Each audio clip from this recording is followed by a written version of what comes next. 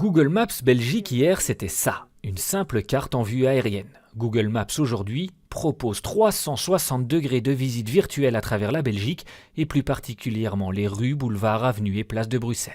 Street View est une extension de Google Maps en fait. Donc vous accédez d'abord à Google Maps et puis en zoomant au maximum sur Google Maps, vous atterrissez en fait dans l'environnement Street View. Ces images ont été obtenues par des caméras fixées sur une voiture et un vélo qui ont sillonné la ville pendant des mois. Le résultat est aussi vrai que nature. Et si l'application Street View peut être perçue comme un simple gadget, elle devrait aussi être d'une grande utilité. Au niveau du tourisme, ça devrait être un des moyens pour vendre la cité vers l'extérieur.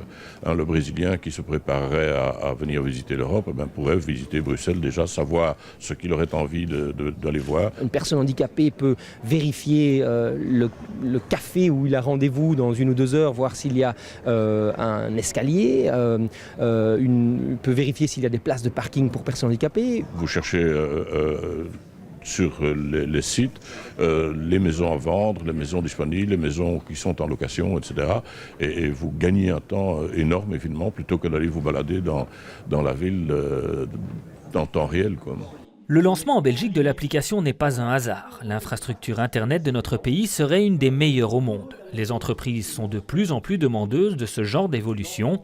L'une d'entre elles s'est d'ailleurs déjà appropriée Street View pour développer en avant-première mondiale la technique de visite gestuelle. L'application de Visit Brussels, développée par Softinetic, une petite start-up bruxelloise, a développé une manière de se déplacer dans Street View de manière naturelle. Donc votre corps est la souris et en mimant en fait des mouvements de marche, vous vous déplacez à travers la ville comme si vous y étiez. Vous l'aurez compris, avec Street View, la marge entre réel et virtuel s'amenuise encore un peu plus. Cela ne va évidemment pas sans poser la question de la vie privée, d'où le travail méticuleux effectué par Google pour flouter toutes les formes d'identification possibles. Et en cas d'oubli ou d'erreur, vous pouvez vous adresser directement à Google ou à la Commission de protection de la vie privée.